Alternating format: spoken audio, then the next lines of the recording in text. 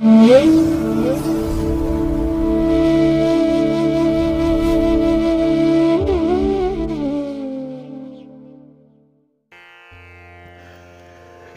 ಮಹಾಗಣಪತಿಯೇ ನಮಃ. ಶ್ರೀ ಗುರುಭ್ಯೋ ನಮಃ. ಹರಿ ಓಂ. ಸಿರಿಗನ್ನಡ ಸುದ್ದಿವಾಹಿನಿಯ ಸದಭಿಮಾನದ ಸಹೃದಯ ವೀಕ್ಷಕ ಮಹಾಶಯರೇ, ತಮಗೆಲ್ಲರಿಗೂ ಕೂಡ ಸಿರಿಗನ್ನಡ ಸುದ್ದಿವಾಹಿನಿಗೆ ಸ್ವಾಗತ. ದಯಾಮಯನಾದಂಥ ಭಗವಂತನ ಅನುಗ್ರಹ ತಮ್ಮೆಲ್ಲರಿಗೆ ಪ್ರಾಪ್ತಿಯಾಗಲಿ, ತಮ್ಮೆಲ್ಲರ ಜೀವನ ಆರೋಗ್ಯದಾಯಕವಾಗಿರಲಿ, ಸಂತೃಪ್ತಿದಾಯಕವಾಗಿರಲಿ ಎಂದು ಭಗವಂತನಲ್ಲಿ ಪ್ರಾರ್ಥನೆಯನ್ನು ಮಾಡ್ತಾ ಈ ದಿನದ ವಿಶೇಷ ಕಾರ್ಯಕ್ರಮವನ್ನು ನೋಡೋಣ. ಹಾಗೆ ದ್ವಾದಶ ರಾಶಿಯವರ ಗೋಚಾರ ಫಲಗಳು ಹೇಗಿವೆ ಅನ್ನೋದನ್ನು ಕೂಡ ತಿಳಿಯೋಣ ಬನ್ನಿ. ವೀಕ್ಷಕರೇ, ಈ ದಿನ ತಮ್ಮ ಹುಟ್ಟುಹಬ್ಬವನ್ನು ಆಚರಿಸ್ಕೊಳ್ತಾ ಇರುವಂಥ ತಮಗೆಲ್ಲರಿಗೂ ಕೂಡ ಹುಟ್ಟುಹಬ್ಬದ ಶುಭಾಶಯಗಳು.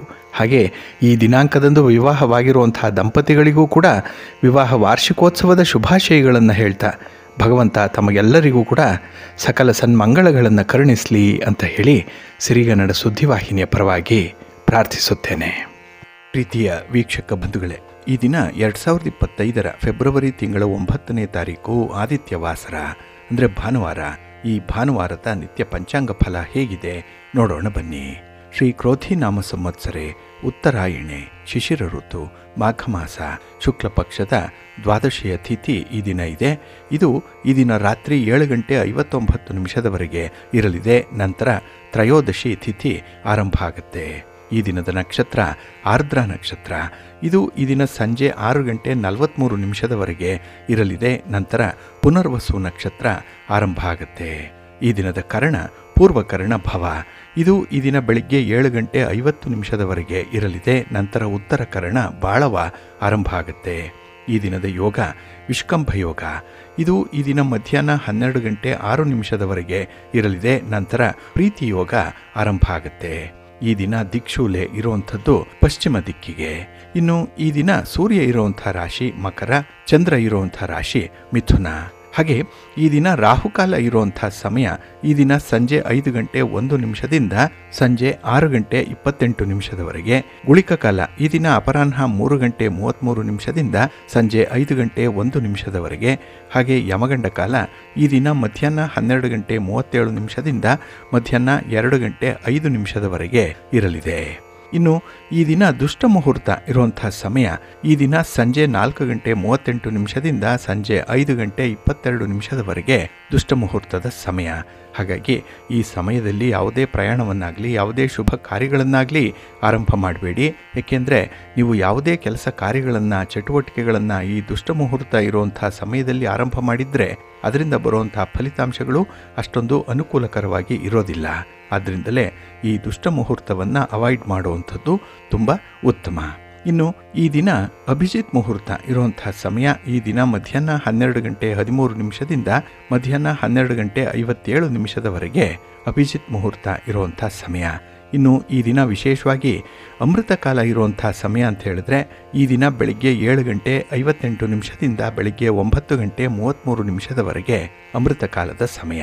ಹಾಗೆ ಈ ದಿನ ಸೂರ್ಯೋದಯ ಆಗುವಂಥ ಸಮಯ ಈ ದಿನ ಪ್ರಾತಃ ಕಾಲ 6:45 ಸೂರ್ಯಾಸ್ತ ಸಂಜೆ 6:22. ಇನ್ನು ಈ ದಿನ ಚಂದ್ರನ ಬಲ ಇರುವಂಥ ರಾಶಿಗಳು ಅಂತ ಹೇಳಿದ್ರೆ ಮೇಷ, ಮಿಥುನ, ಸಿಂಹ, ಕನ್ಯಾ, ಧನಸ್ಸು ಮತ್ತು ಮಕರ. ಈ 6 ರಾಶಿಯವರಿಗೆ ಗೋಚಾರದಲ್ಲಿ ಚಂದ್ರನಿಂದ ಶುಭ ಫಲಗಳ ಯೋಗ ಇರುತ್ತೆ. ಇನ್ನು ಉಳಿದ 6 ರಾಶಿಯವರಿಗೆ ಮಿಶ್ರ ಫಲದ ಯೋಗ ಇರುತ್ತೆ. ಅದನ್ನು ಮುಂದೆ ದ್ವಾದಶ ರಾಶಿಯವರ ಗೋಚಾರ ಫಲಗಳನ್ನು ನೋಡುವಂತಹ ಸಂದರ್ಭದಲ್ಲಿ ಮತ್ತಷ್ಟು ಹೆಚ್ಚಿನ ಮಾಹಿತಿಗಳನ್ನು ತಿಳ್ಕೊಳ್ಳೋಣ. ಇನ್ನು ಈ ದಿನದ ಹೊರದ ಅಧಿಪತಿ ರವಿ. ರವಿ ಅಂತ ಹೇಳಿದ್ರೆ ವಿಶೇಷವಾಗಿ ಸರ್ಕಾರಕ್ಕೆ ಕಾರಕನಾಗಿರುವಂಥವನು, ರಾಜನೀತಿಗೆ ಕಾರಕ, ಆಡಳಿತಕ್ಕೆ ಕಾರಕ ರವಿ. ಹಾಗಾಗಿನೇ ರಾಜಕೀಯ ಕ್ಷೇತ್ರದಲ್ಲಿರುವಂಥವ್ರಿಗೆ, ರಾಜಕಾರಣಿಗಳಿಗೆ ಈ ದಿನ ಬಹಳ ಚೆನ್ನಾಗಿದೆ. ನಿಮ್ಮ ಯಾವುದೇ ಚಟುವಟಿಕೆಗಳನ್ನು ಯಾವುದೇ ಪ್ರಯಾಣವನ್ನು ಆರಂಭ ಮಾಡಲಿಕ್ಕೆ ಈ ದಿನ ತುಂಬ ಪ್ರಶಸ್ತವಾಗಿರುವಂಥದ್ದು.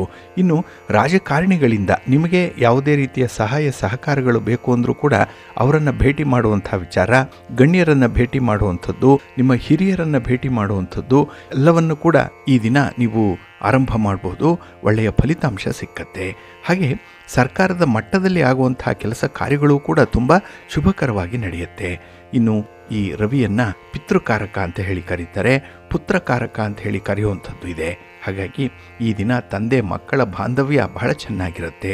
ಹಾಗೆ ತಂದೆಯವರ ಸಲಹೆಯನ್ನು ಮಕ್ಕಳು ಕೇಳ್ತಾರೆ, ಮಕ್ಕಳ ಬೇಡಿಕೆಗಳನ್ನು ತಂದೆಯವರು ಈಡೇರಿಸ್ತಾರೆ. ಅಂಥ ಒಂದು ಅವಿನಾಭಾವ ಸಂಬಂಧ ಇರುವಂಥ ದಿನ ಇದು.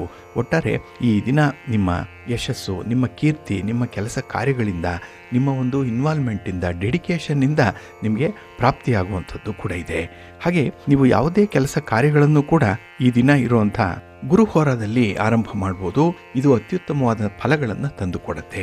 ಹಾಗಾಗಿ ಈ ದಿನ ಗುರುಹೋರ ಇರುವಂಥ ಸಮಯ ಬೆಳಿಗ್ಗೆ 11 ಗಂಟೆ 35 ನಿಮಿಷದಿಂದ ಮಧ್ಯಾಹ್ನ 12 ಗಂಟೆ 33 ನಿಮಿಷದವರೆಗೆ, ಇನ್ನು ಸಂಜೆ 6 ಗಂಟೆ 21 ನಿಮಿಷದಿಂದ ಸಂಜೆ 7 ಗಂಟೆ 23 ನಿಮಿಷದವರೆಗೆ, ಹಾಗೆ ರಾತ್ರಿ 1 ಗಂಟೆ 35 ನಿಮಿಷದಿಂದ ರಾತ್ರಿ 2 ಗಂಟೆ 37 ನಿಮಿಷದವರೆಗೆ ಗುರುಹೋರ ಇರುವಂಥ ಸಮಯ.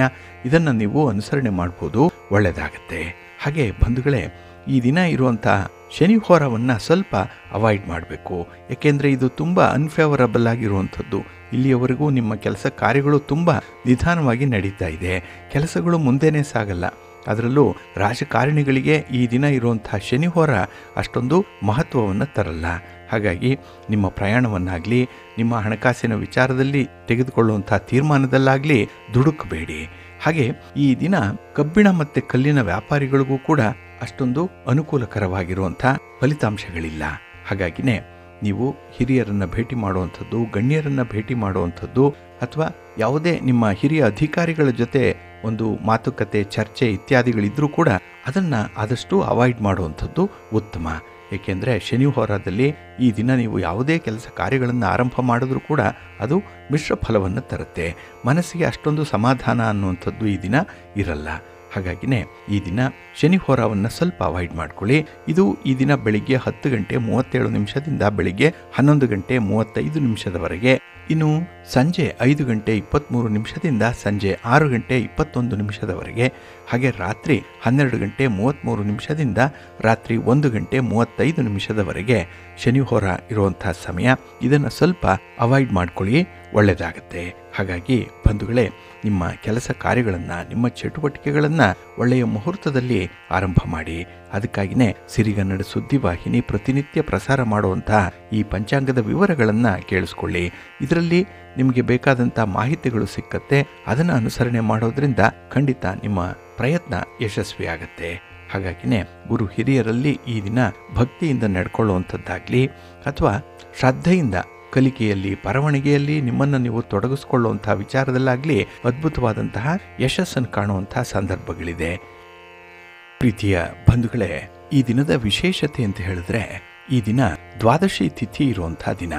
ಹಾಗಾಗಿ ಈ ದಿನವನ್ನು ಭೀಷ್ಮ ದ್ವಾದಶಿ ಅಂತ ಹೇಳಿ ಕೂಡ ಕರೆಯುವಂಥದ್ದಿದೆ. ಹಾಗೆ ಭೀಮಸೇನ ಜಯಂತಿಯನ್ನು ಆಚರಣೆ ಮಾಡ್ತಾರೆ.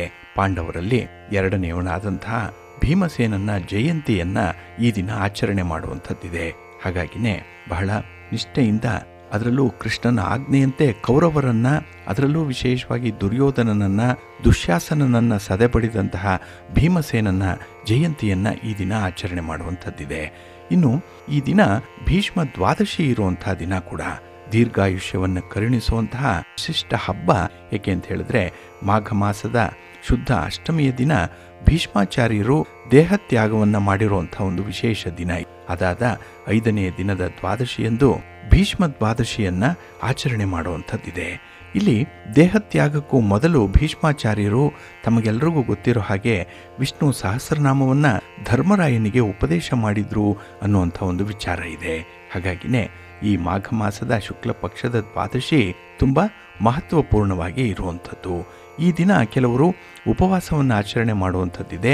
ಹಾಗೆ ಈ ದಿನ ಯಾರು ತಿಲಸ್ನಾನವನ್ನು ಮಾಡ್ತಾರೆ ಅವರಿಗೆ ವಿಶೇಷ ಫಲಗಳು ಸಿಕ್ಕತ್ತೆ ಅನ್ನುವಂಥ ಒಂದು ಉಲ್ಲೇಖ ಕೂಡ ಇದೆ. ಹಾಗಾಗಿನೇ ಈ ದಿನ ನದಿ ತೀರದಲ್ಲಿ ವಿಷ್ಣುವಿನ ಪೂಜೆಯಿಂದ ನಿರೀಕ್ಷಿತ ಫಲಗಳು ಸಿಕ್ಕತ್ತೆ. ಹಾಗೆ ಈ ದಿನ ಎಳ್ಳಿನಿಂದ ತಯಾರಿಸಿದಂಥ ಆಹಾರ ಪದಾರ್ಥಗಳನ್ನು ನೈವೇದ್ಯ ಮಾಡಿ ಅರ್ಪಿಸಿದ್ರೆ ಜನ್ಮ ಜನ್ಮಾಂತರಗಳ ಪಾಪಗಳು ನಿವಾರಣೆಯಾಗತ್ತೆ ಅನ್ನುವಂಥ ಒಂದು ವಿಚಾರ ಕೂಡ ಇದೆ. ಇಲ್ಲಿ ಬಹಳ ಮುಖ್ಯವಾಗಿ ಗಮನಿಸಬೇಕಾಗಿರುವಂಥದ್ದು ಭೀಷ್ಮ ದ್ವಾದಶಿಯ ಬಗ್ಗೆ. ಇಲ್ಲಿ ಭೀಷ್ಮ ಪಿತಾಮಹರು ಇಚ್ಛಾಮರಣಿಗಳು. ತಮ್ಮ ಮನದ ಆಸೆಯಂತೆ ಶರಶಯ್ಯೆಯಲ್ಲಿ ಇದ್ದಂತಹ ಭೀಷ್ಮರು ಪೌರಾಣಿಕ ಹಿನ್ನೆಲೆಯ ಪ್ರಕಾರ ಮಾಘ ಮಾಸದ ಶುಕ್ಲ ಪಕ್ಷದ ಅಷ್ಟಮಿಯ ತಿಥಿಯಂದು ತಮ್ಮ ದೇಹ ತ್ಯಾಗವನ್ನು ಮಾಡ್ತಾರೆ. ಆದರೆ ಇದನ್ನು 5 ದಿನಗಳ ಕಾಲ ಆಚರಿಸಲಾಗುತ್ತೆ. ಆದ್ದರಿಂದಲೇ ಇದನ್ನೇ ಭೀಷ್ಮ ಅಷ್ಟಮಿ ಅಂತ ಹೇಳಿ ಕರೀತಾರೆ. ಮತ್ತು 5 ದಿನಗಳ ನಂತರದಲ್ಲಿ ಬರುವಂತಹ ದ್ವಾದಶಿಯನ್ನು ಭೀಷ್ಮ ದ್ವಾದಶಿ ಅಂತ ಹೇಳಿ ಕರೆಯುವಂಥದ್ದು ಇದೆ. ಹಾಗಾಗಿ ಶರಶಯ್ಯೆಯಲ್ಲಿ ಭೀಷ್ಮಾಚಾರ್ಯರು ವಿಷ್ಣು ಸಹಸ್ರನಾಮವನ್ನು ಉಪದೇಶ ಮಾಡಿದಂತಹ ಒಂದು ವಿಶೇಷ ಸಂದರ್ಭ ಇದು. ಹಾಗೆ ಮಹಾಭಾರತ ಯುದ್ಧದಲ್ಲಿ ಭೀಷ್ಮರು ಕೌರವನ ಆಶಯದಂತೆ ಮತ್ತೆ ಅವರಿಗೆ ಕೊಟ್ಟಂತಹ ಮಾತಿಗೆ ಕಟ್ಟುಬಿದ್ದು ದುರ್ಯೋಧನನ ಪರವಾಗಿ ನಿಲ್ತಾರೆ. ಮನಸ್ಸಿಲ್ಲದ ಮನಸ್ಸಿನಿಂದ ಪಾಂಡವರ ವಿರುದ್ಧವಾಗಿ ಯುದ್ಧವನ್ನು ಮಾಡಬೇಕಾಗತ್ತೆ. ಅಪ್ರತಿಮ ಪರಾಕ್ರಮದ ನಡುವೆ ಕೂಡ ಪಾಂಡವರಿಗೆ ಭೀಷ್ಮರನ್ನು ಸೋಲಿಸುವಂಥದ್ದು ಕಷ್ಟ ಸಾಧ್ಯವಾಗುತ್ತೆ. ಕಾರಣ ಅಂದರೆ ಭೀಷ್ಮರು ಬಯಸಿದಾಗ ಮಾತ್ರ ಮರಣ ಬರುವ ವರವೊಂದನ್ನು ಅವರು ಪಡ್ಕೊಂಡಿದ್ರು. ಆದರೆ ಸ್ತ್ರೀಯರ ಜೊತೆಯಲ್ಲಿ ಯುದ್ಧ ಮಾಡೋದಿಲ್ಲ ಅನ್ನುವಂಥ ಪ್ರತಿಜ್ಞೆಯನ್ನು ಕೂಡ ಭೀಷ್ಮರು ಮಾಡಿದ್ರು. ಈ ವಿಚಾರ ಪಾಂಡವರಿಗೆ ತಿಳಿದಿತ್ತು ಕೃಷ್ಣನ ಮೂಲಕ. ಇಲ್ಲಿ ನೇರ ಯುದ್ಧದಿಂದ ಭೀಷ್ಮರನ್ನು ಕೊಲ್ಲಲಿಕ್ಕೆ ಸಾಧ್ಯ ಇಲ್ಲ ಅನ್ನುವಂಥದ್ದನ್ನ ಮನವರಿಕೆ ಮಾಡಿಕೊಂಡಂಥ ಪಾಂಡವರು ಮತ್ತೊಂದು ಆಲೋಚನೆಯನ್ನು ಮಾಡ್ತಾರೆ. ಧರ್ಮರಾಯನು ಸತ್ಯ, ಧರ್ಮ ಮತ್ತು ನ್ಯಾಯದ ಪಕ್ಷಪಾತಿಯಾಗಿದ್ದಂಥವನು ಅಧರ್ಮದಿಂದ ಯುದ್ಧವನ್ನು ಮಾಡಲು ಒಪ್ಪಲ್ಲ. ಈ ಸಂದರ್ಭದಲ್ಲೇ ಭೀಷ್ಮರು ಯುದ್ಧ ಮಾಡುವಂತಹ ಸಂದರ್ಭದಲ್ಲಿ ಅವರ ಎದುರು ಶಿಖಂಡಿಯನ್ನು ನಿಲ್ಲಿಸಬೇಕು ಅನ್ನುವಂಥ ಒಂದು ಯೋಜನೆಯನ್ನು ಮಾಡ್ತಾರೆ. ಅದರಂತೆ ಯುದ್ಧ ಮಾಡುವ ವೇಳೆ ಪಾಂಡವರು ಶಿಖಂಡಿಯನ್ನು ಭೀಷ್ಮ ಪಿತಾಮಹರ ಮುಂದೆ ತಂದು ನಿಲ್ಲಿಸ್ತಾರೆ. ಇದನ್ನು ಕಂಡಂತಹ ಭೀಷ್ಮರು ತಮ್ಮ ಶಸ್ತ್ರತ್ಯಾಗವನ್ನು ಮಾಡಿಬಿಡ್ತಾರೆ. ಇಲ್ಲಿ ಭೀಷ್ಮರನ್ನು ಸೋಲಿಸಲಿಕ್ಕೆ ಯಾರಿಗೂ ಕೂಡ ಸಾಧ್ಯ ಇಲ್ಲ ಅನ್ನುವಂಥದ್ದನ್ನು ಶ್ರೀಕೃಷ್ಣನ ಆದಿಯಾಗಿ ಎಲ್ಲರಿಗೂ ಕೂಡ ತಿಳಿದಿರುತ್ತೆ. ಆದ್ದರಿಂದಲೇ ಮನಸ್ಸಿನಲ್ಲಿ ನೋವುಂಡಂತಹ ಅರ್ಜುನನು ತಡ ಮಾಡದೆ ಈ ಅವಕಾಶವನ್ನು ಬಳಸಿಕೊಂಡು ಭೀಷ್ಮ ಪಿತಾಮಹರ ಮೇಲೆ ಬಾಣ ಪ್ರಯೋಗವನ್ನು ಮಾಡ್ತಾನೆ. ಆದರೆ ಗೌರವಾನ್ವಿತ ಮತ್ತೆ ಪೂಜನೀಯವಾದಂತಹ ಹಿರಿಯರಾದಂತಹ ಭೀಷ್ಮರ ದೇಹ ನೆಲದ ಮೇಲೆ ಮಣ್ಣಿನ ಮೇಲೆ ಬೀಳಬಾರದು ಅನ್ನುವಂಥ ಕಾರಣದಿಂದ ಅರ್ಜುನ ಬಾಣಗಳ ಸುರಿಮಳೆಯಿಂದ ಒಂದು ಬಾಣಗಳ ಹಾಸಿಗೆಯನ್ನೇ ಸಿದ್ಧಪಡಿಸ್ಬಿಡ್ತಾನೆ. ಗಾಯಗೊಂಡಂತಹ ಭೀಷ್ಮರು ಶರಶಯ್ಯೆಯ ಮೇಲೆ ಮಲಗ್ತಾರೆ. ಆದರೆ ಈ ಕ್ಷಣ ದಕ್ಷಿಣಾಯನ ಆದ್ದರಿಂದ ಪಿತಾಮಹರು ಪ್ರಾಣತ್ಯಾಗವನ್ನು ಮಾಡಲಿಕ್ಕೆ ಇಚ್ಛೆ ಪಡಲ್ಲ. ಅವರು ಉತ್ತರಾಯಣ ಬರುವವರೆಗೂ ಕೂಡ ದೇಹವನ್ನು ಧಾರಣೆ ಮಾಡಿಕೊಳ್ತಾರೆ. ಹಾಗೆ ಸೂರ್ಯ ತನ್ನ ಪಥವನ್ನು ಬದಲಾಯಿಸಿ ಉತ್ತರಾಯಣಕ್ಕೆ ಬರುವ ದಿನದವರೆಗೂ ಕೂಡ ಭೀಷ್ಮರು ಕಾಯ್ತಾ ಇರ್ತಾರೆ. ಉತ್ತರಾಯಣ ಆರಂಭವಾದ ನಂತರ ಮಾಘ ಮಾಸದ ಅಷ್ಟಮಿಯಂದು ಭೀಷ್ಮರು ದೇಹತ್ಯಾಗವನ್ನು ಮಾಡ್ತಾರೆ. ಇಲ್ಲಿ ಒಟ್ಟು 5 ದಿನಗಳ ಕಾಲ ಇದನ್ನು ಇಂದಿಗೂ ಕೂಡ ಆಚರಣೆ ಮಾಡುವಂಥದ್ದಿದೆ. ಆ ಕಾರಣದಿಂದಲೇ ಮಾಘ ಮಾಸದ ಶುಕ್ಲ ಪಕ್ಷದ ದ್ವಾದಶಿ ತಿಥಿಯನ್ನು ಭೀಷ್ಮ ದ್ವಾದಶಿ ಅಂತ ಹೇಳಿ ಕರೆಯುವಂಥದ್ದು. ಇಲ್ಲಿ ಈ ಭೀಷ್ಮ ದ್ವಾದಶಿಯ ದಿನ ಭೀಷ್ಮ ಮತ್ತೆ ಭಗವಾನ್ ವಿಷ್ಣುವಿಗೆ ವಿಶೇಷವಾದಂತಹ ಪೂಜೆಯನ್ನು ಸಲ್ಲಿಸ್ತಾರೆ. ಆ ದಿನ ಅರುಣೋದಯದ ವೇಳೆಯಲ್ಲೇ ಸ್ನಾನವನ್ನು ಮಾಡಿ ಅರುಣನನ್ನು ಅಂದರೆ ಸೂರ್ಯನನ್ನು ಪೂಜಿಸಿದ ನಂತರ ವಿಷ್ಣುವಿನ ಪೂಜೆಯನ್ನು ಮಾಡಬೇಕು ಅನ್ನುವಂಥದ್ದು. ನಂತರ ಭೀಷ್ಮ ಪಿತಾಮಹರಿಗೆ ಎಳ್ಳು, ನೀರು ಮತ್ತು ದರ್ಭೆಯಿಂದ ತರ್ಪಣವನ್ನು ಬಿಡಬೇಕು ಅನ್ನುವಂಥದ್ದು ಇದೆ. ಕೆಲವೆಡೆ ಭೀಷ್ಮರಿಗೆ ಶ್ರಾದ್ದವನ್ನು ಮಾಡುವಂಥ ಪದ್ಧತಿ ಕೂಡ ರೂಢಿಯಲ್ಲಿದೆ. ಇದರೊಂದಿಗೆ ಕುಟುಂಬದ ಪೂರ್ವಜರನ್ನು ಕೂಡ ಈ ದಿನ ಸ್ಮರಿಸಿ ಅವರಿಗೂ ಕೂಡ ತರ್ಪಣವನ್ನು ನೀಡ್ತಾರೆ. ಹಾಗಾಗಿ ಈ ಧಾರ್ಮಿಕ ಆಚರಣೆಗಳಿಂದ ಜೀವನದ ಕಷ್ಟಗಳು ನಿವಾರಣೆಯಾಗುತ್ತೆ ಅನ್ನುವಂಥ ಒಂದು ನಂಬಿಕೆ ಇದೆ. ಹಾಗೆ ವಂಶದ ಪೂರ್ವಜರ ಆಶೀರ್ವಾದ ಸಿಕ್ಕತ್ತೆ ಅನ್ನುವಂಥದ್ದು ಕೂಡ ಇದೆ. ಇನ್ನು ಈ ದಿನ ಎಳ್ಳು ದಾನದಿಂದ ಹಿಡಿದು ಭೀಷ್ಮ ದ್ವಾದಶಿಯ ದಿನದಂದು ಎಳ್ಳಿನಿಂದ ತಯಾರಿಸಲ್ಪಟ್ಟಂತಹ ಆಹಾರ ಪದಾರ್ಥಗಳನ್ನು ಸೇವಿಸುವಂಥವ್ರಿಗೆ ಎಲ್ಲ ವಿಧವಾದಂತಹ ಮಂಗಳಕರ ಉಂಟಾಗತ್ತೆ ಅನ್ನುವಂಥ ಒಂದು ನಂಬಿಕೆ ಇದೆ. ಹಾಗೆ ಈ ದಿನ ಯಾವುದೇ ವಸ್ತುವನ್ನು, ಯಾವುದೇ ಪದಾರ್ಥವನ್ನು ಈ ದಿನ ದಾನ ಮಾಡಬಹುದು. ಇದರಿಂದ ಶುಭ ಫಲಗಳು ಸಿಕ್ಕತ್ತೆ ಅನ್ನುವಂಥದ್ದು ಕೂಡ ಇದೆ. ಹಾಗಾಗಿನೇ ಈ ಭೀಷ್ಮ ದ್ವಾದಶಿಯ ದಿನ ನೀವು ಸತ್ಪಾತ್ರರಿಗೆ, ಸದ್ಬ್ರಾಹ್ಮಣರಿಗೆ ಭೋಜನವನ್ನು ಏರ್ಪಡಿಸಿದ್ರೆ, ಅನ್ನದಾನವನ್ನು ಮಾಡಿದ್ರೆ ವಿಶೇಷ ಫಲಗಳು ಸಿಕ್ಕತ್ತೆ ಅನ್ನುವಂಥದ್ದು ಕೂಡ ಇದೆ. ಒಟ್ಟಾರೆ ಈ ಭೀಷ್ಮ ದ್ವಾದಶಿ ಅಂದಿನಿಂದ ಇಂದಿನವರೆಗೂ ಕೂಡ ನಮ್ಮ ಸಂಪ್ರದಾಯದಲ್ಲಿ ನಡೆದುಕೊಂಡು ಬಂದಿರುವಂಥ ಒಂದು ಅಪರೂಪದ ಕಾರ್ಯವಾಗಿ ಉಳ್ಕೊಂಡಿದೆ. ಹಾಗೆ ಈ ಭೀಷ್ಮಾಚಾರ್ಯರು ಮಹಾಭಾರತ ಯುದ್ಧದ ಸಂದರ್ಭದಲ್ಲಿ ಉತ್ತರಾಯಣದಲ್ಲಿ ದೇಹತ್ಯಾಗವನ್ನು ಮಾಡಿದ ನಂತರ ದ್ವಾದಶಿ ತಿಥಿಯಂದು ಪಾಂಡವರು ಯುಧಿಷ್ಠಿರನ ಜೊತೆ ಸೇರಿ ಭೀಷ್ಮರ ಆತ್ಮಕ್ಕೆ ಶಾಂತಿ ಸಿಗಲಿ ಅಂತ ಹೇಳಿ ತರ್ಪಣವನ್ನು ನೀಡ್ತಾರೆ, ಪಿಂಡದಾನವನ್ನು ಮಾಡ್ತಾರೆ. ಹಾಗಾಗಿ ವಿಧಿವಿಧಾನಗಳಂತೆ ಭೀಷ್ಮಾಚಾರ್ಯರ ಅಂತಿಮ ಸಂಸ್ಕಾರವನ್ನು ನೆರವೇರಿಸ್ತಾರೆ. ಹಾಗಾಗಿನೇ ಈ ಭೀಷ್ಮ ದ್ವಾದಶಿಯನ್ನ ಭೀಷ್ಮ ಪಿತಾಮಹರಿಗಾಗಿ ಸಮರ್ಪಣೆ ಮಾಡಿರುವಂಥದ್ದು. ಜೊತೆಗೆ ಈ ಭೀಷ್ಮ ದ್ವಾದಶಿಯ ಸಮಯ ತರ್ಪಣ ಮತ್ತು ಪೂಜೆಗೆ ಬಹಳ ಮಹತ್ವವನ್ನು ಪಡ್ಕೊಂಡಿರುವಂಥದ್ದು. ಹಾಗಾಗಿ ನಮ್ಮ ಪೂರ್ವಜರ ಆಶೀರ್ವಾದ ಸಿಗಬೇಕು, ಮನೆಯಲ್ಲಿ ಯಾವುದೇ ರೀತಿಯ ಪಿತೃದೋಷಗಳಿದ್ದರೆ ಅದನ್ನು ಕೊನೆಗಾಣಿಸ್ಕೊಳ್ಬೇಕು ಅನ್ನುವಂಥವ್ರು ಈ ದಿನ ಭೀಷ್ಮ ದ್ವಾದಶಿಯ ಪೂಜೆಯನ್ನು ಮಾಡಬೇಕು. ಹಾಗೆ ಉಪವಾಸವನ್ನು ಮಾಡಿ ಹಿರಿಯರನ್ನ ಸ್ಮರಣೆ ಮಾಡಿದ್ರೆ ಈ ದಿನ ಇಷ್ಟಾರ್ಥಗಳು ಸಿದ್ಧಿಯಾಗುತ್ತೆ. ಹಾಗೆ ಆ ಕುಟುಂಬದಲ್ಲಿ ಸಂತೋಷ ನೆಲೆಸತ್ತೆ. ಮತ್ತೆ ಶುಭ ಕಾರ್ಯಗಳೇನಾದರೂ ಆಗಾಗ್ಗೆ ನಿಲ್ತಾ ಇದ್ರೆ, ಅಡೆತಡೆಗಳಿಂದ ಕೂಡಿದ್ರೆ ಅದು ಕೂಡ ನಿವಾರಣೆಯಾಗಿ ಒಂದು ಅಭಿವೃದ್ಧಿಯನ್ನು ಕಾಣಲಿಕ್ಕೆ ಸಾಧ್ಯ ಆಗತ್ತೆ ಅನ್ನುವಂಥ ಒಂದು ವಿಚಾರ ಇದೆ. ಹಾಗಾಗಿ ಈ ದಿನ ಭೀಷ್ಮ ದ್ವಾದಶಿಯನ್ನ ಅನುಸರಣೆ ಮಾಡಿ ಒಳ್ಳೆಯದಾಗತ್ತೆ. ಪ್ರೀತಿಯ ಬಂಧುಗಳೇ, ಈ ದಿನದ ವಿಶೇಷ ಕಾರ್ಯಕ್ರಮದಲ್ಲಿ ನಾವು ಶನಿಯ ಮಗನಾದಂತಹ ಮಾಂದಿಯ ಬಗ್ಗೆ ಕೆಲವು ಮಾಹಿತಿಗಳನ್ನು ನೋಡೋಣ. ಇಲ್ಲಿ ಜ್ಯೋತಿಷ್ಯ ಶಾಸ್ತ್ರದಲ್ಲಿ ರವಿಯಿಂದ ಶನಿಯವರೆಗಿನ ಸಪ್ತಗ್ರಹರು ಮತ್ತೆ ರಾಹುಕೇತುಗಳು ಇವುಗಳನ್ನು ಆಧರಿಸಿ ಫಲಾಫಲಗಳನ್ನು ನಿರ್ಣಯಿಸುವಂಥ ವಿಚಾರ ತಮಗೆ ಗೊತ್ತಿದೆ. ಹಾಗೆ ಪ್ರತಿಯೊಂದು ಗ್ರಹಕ್ಕೂ ಕೂಡ ಒಂದು ಉಪಗ್ರಹ ಇದೆ. ಈ ಉಪಗ್ರಹದಲ್ಲಿ ಶನಿಯ ಪುತ್ರ ಹಾಗೆ ಉಪಗ್ರಹನಾದಂತಹ ಗುಳಿಕ ಅಥವಾ ಮಾಂದಿಯ ಸ್ವಭಾವ ಜನ್ಮ ಜಾತಕದಲ್ಲಿ ಅಧಿಕವಾಗಿ ಕಂಡುಬರುತ್ತೆ. ಅದರಲ್ಲೂ ಈ ಗುಳಿಕ ಸ್ಥಿತ ಮತ್ತು ದುಷ್ಟಭಾವದ ಮೇಲೆ ಗುಳಿಕನ ಶುಭಾಶುಭ ಫಲಗಳು ವಿಶೇಷವಾಗಿ ಕಂಡುಬರುತ್ತೆ. ಇಲ್ಲಿ ಗುಳಿಕ ಸ್ಥಿತ ರಾಶ್ಯಾಧಿಪತಿ ನಿರ್ಬಲನಾದರೆ ಅವನ ದಶಾಕಾಲದಲ್ಲಿ ಸಂಕಷ್ಟಗಳು ಜಾಸ್ತಿ ಇರುತ್ತೆ. ಅವನಿಗೆ ಅಪಕೀರ್ತಿ, ಸ್ಥಾನಚ್ಯುತಿಯಾಗಲಿ, ಧನನಾಶ ಉಂಟಾಗುವಂಥದ್ದು, ತುಂಬ ರೋಗ ಪೀಡೆ ಇರುತ್ತೆ, ಮಂದತ್ವ ಇತ್ಯಾದಿಗಳು ಸಂಭವಿಸುವಂಥದ್ದು ಕಂಡುಬರುತ್ತೆ. ಇಲ್ಲಿ ಮಾಂದಿ ಅಥವಾ ಗುಳಿಕನು ಪ್ರೇತಬಾಧೆ, ಕೃತ್ರಿಮ ದೋಷ, ಅಪಘಾತ, ಅಪಮೃತ್ಯು, ಅಕಸ್ಮಾತ್ ಘಟನೆಗಳು ನಡೆಯುವಂಥದ್ದು ಮತ್ತು ಸಕಲ ಧರ್ಮ ಕರ್ಮಗಳಲ್ಲಿ ವಿಘ್ನಗಳನ್ನು ನೀಡುವಂಥದ್ದು ಕಂಡುಬರುತ್ತೆ. ಹಾಗಾಗಿ ಯಾರಿಗಾದರೂ ಜೀವನದಲ್ಲಿ ಇಂತಹ ಘಟನೆಗಳು ಮೇಲಿಂದ ಮೇಲೆ ಸಂಭವಿಸ್ತಾ ಇದ್ದರೆ ಅಂಥವ್ರಿಗೆ ಈ ಮಾಂದಿಯ ದೋಷ ಅಥವಾ ಗುಳಿಕ ದೋಷ ಇದೆ ಅನ್ನುವಂಥದ್ದನ್ನು ಕಂಡು ಹಿಡ್ಕೊಳ್ಬೇಕು. ಇಲ್ಲಿ ಸಕಲ ಜೀವಿಗಳ ಅಂತ್ಯಕಾಲ ಸೂಚಕ ಯಾರು ಅಂತ ಹೇಳಿದ್ರೆ ಅದು ಗುಳಿಕ. ಇವನ ಪ್ರಭಾವ ಜನ್ಮ ಜಾತಕದಲ್ಲಿ ಹಾಗೆ ಪ್ರಶ್ನಾಶಾಸ್ತ್ರದಲ್ಲಿ ವಿಶೇಷವಾಗಿ ಕಂಡುಬರುತ್ತೆ. ಹಾಗಾಗಿನೇ ಈ ಪಾಪಗ್ರಹರ ದೋಷಗಳೇನು ಕೊಡುತ್ತೆ ಮನುಷ್ಯನಿಗೆ, ಅಂಥದ್ರಲ್ಲಿ ಈ ಮಾಂದಿ ದೋಷ ತುಂಬ ಪ್ರಬಲವಾಗಿರುತ್ತೆ. ಮಾಂದಿ ಶನಿಯ ದೃಷ್ಟಿಯಲ್ಲಿದ್ದರೆ, ಶನಿಯ ಯುತಿಯಲ್ಲಿದ್ದರೆ ಅಥವಾ ಶನಿಯ ನವಾಂಶಾದಿ ವರ್ಗಗಳಲ್ಲಿ ಇದ್ದಾಗ ಮಾಂದಿಯ ದೋಷ ಅತ್ಯಂತ ಪ್ರಬಲವಾಗಿರುತ್ತೆ. ಹಾಗೆ ಎಲ್ಲ ಗ್ರಹರಿಗೂ ಕೂಡ ಉಪಗ್ರಹಗಳ ಬಗ್ಗೆ ಹೇಳಿದ್ವಿ. ಇಲ್ಲಿ ನವಗ್ರಹರ ಉಪಗ್ರಹಗಳನ್ನು ತಿಳ್ಕೊಳ್ಳೋದು ಅಂತ ಹೇಳಿದ್ರೆ, ರವಿಯ ಉಪಗ್ರಹ ಕಾಲ, ಚಂದ್ರನ ಉಪಗ್ರಹ ಪರಿಧಿ ಅಥವಾ ಪರಿವೇಶ ಅಂತ ಹೇಳಿ ಕೂಡ ಕರೀತಾರೆ. ಇನ್ನು ಕುಜನ ಉಪಗ್ರಹ ಧೂಮ, ಬುಧನ ಉಪಗ್ರಹ ಅರ್ಧಪ್ರಹಾರ, ಹಾಗೆ ಗುರುವಿನ ಉಪಗ್ರಹ ಯಮಕಂಟಕ, ಶುಕ್ರನ ಉಪಗ್ರಹ ಇಂದ್ರಚಾಪ, ಇದನ್ನೇ ಕೋದಂಡ ಅಂತಾರೆ, ಕಾರ್ಮುಕ ಅಂತ ಹೇಳಿ ಕೂಡ ಕರೆಯುವಂಥದ್ದಿದೆ. ಇನ್ನು ಶನಿಯ ಉಪಗ್ರಹ ಗುಳಿಕ, ಇದನ್ನು ಮಾಂದಿ ಅಂತ ಹೇಳ್ತಾರೆ.